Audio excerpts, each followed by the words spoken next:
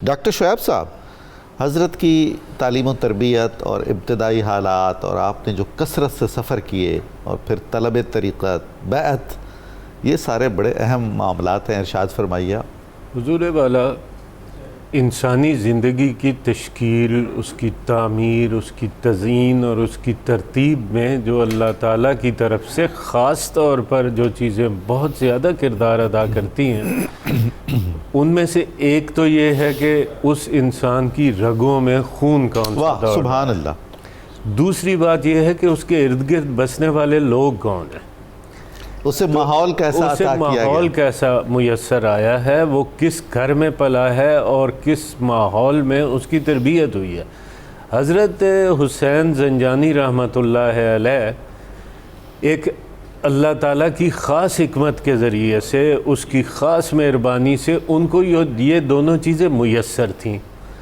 نجیب الطرفین حسینی سادات، واہ، آپ کے والد گرامی کا بہت شہرہ تھا۔ میں بتاتا چلوں کہ اس وقت قم، بغداد شریف اور زنجان، یہ تین علمی اور روحانی مراکز تھے۔ بہت خوب۔ اب آپ کی پیدائش ہوتی ہے زنجان میں۔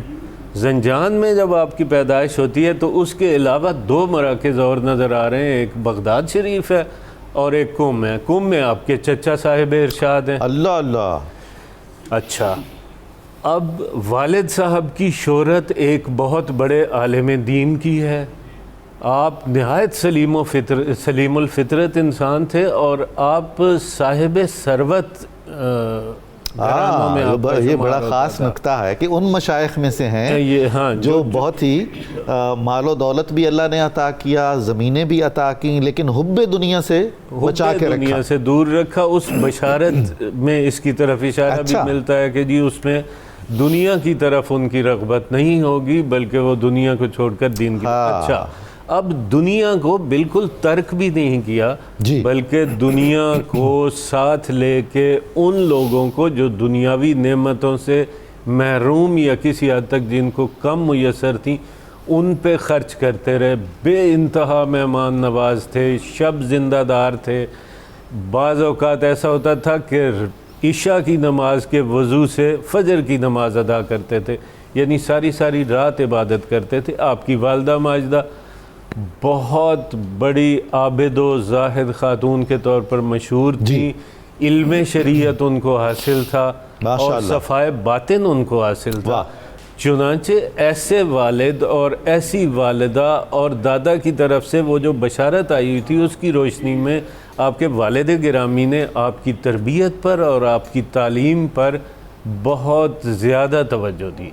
اور اسی شہر میں زنجان میں، جس میں بڑے بڑے علماء موجود تھے، وہیں ایک صاحب رائے اور صاحب علم بزرگ کے ہاں آپ نے ابتدائی تعلیم قرآن کریم، تفسیر اور فقہ کی حاصل کی، اور اس کے بعد جوانی میں ہی آپ کے اندر یہ احساس پیدا ہو گیا گھر کے روحانی ماحول کی وجہ سے اور اس علمی مجموعی فضا کی وجہ سے روحانیت کی طرف رغبت، آپ روحانیت کی طرف مائل ہوئے اور اپنے والد گرامی کے ہمراہ آپ حضرت شیخ ابو الفضل ختلی کی خدمت میں حاضر ہوئے۔ اچھا، یہ ابو الفضل ختلی سلسلہ جنیدیہ سے ہیں اور یہ وہی بزرگ ہیں جن کے دست حق پرست پہ حضرت شیخ داتا صاحب بیعت ہوئے تھے۔ تو گویا دونوں پیر بھائی بھی ہوئے، وہاں والد کے ساتھ گئے، وہاں بیعت ہوئے اور پھر وہیں قیام فرمایا۔ اور یعنی حضرت ختلی نے اپنے دو بہترین اور عظیم مرید اور خلفاء بر صغیر اور لاہور کو عطا فرما دی، خاص طور پہ لاہور کو عطا کیا۔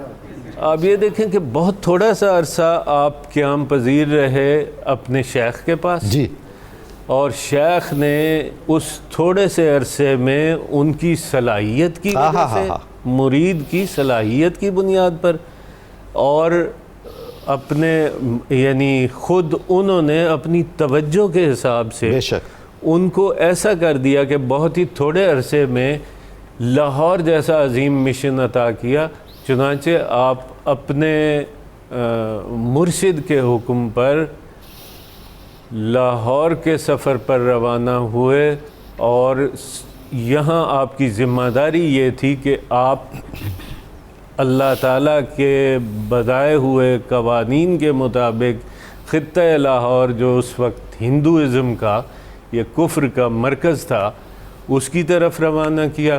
آپ کے ساتھ آپ کے 2 بھائی بھی تھے۔ یہ عجیب بات ہے، ان خانے ہمیں آفتاب است کی مثال ہے، یعنی 3 بھائی تو یہ ہیں جو سبحان اللہ، موجود ہیں، اور کئی رشتہ دار بھی ساتھ، والد صاحب ہیں، اس کے بعد دادا ہیں، چچا ہیں، یعنی ایک کہکشانی کیفیت نظر آتی ہے جس کے یہ روشن ترین ستارے۔ واہ واہ واہ۔